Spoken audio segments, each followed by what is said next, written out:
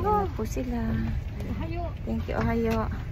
May kaafon ako, dapat nga kahapon pa to and tumitigil eh. Kaya hindi ako na to.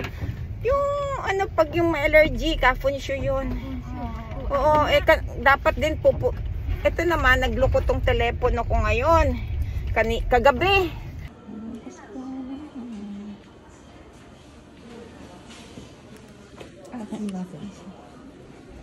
Yan po, si Rita, nagpapa BP, blood pressure. Tignan niya ang blood pressure niya.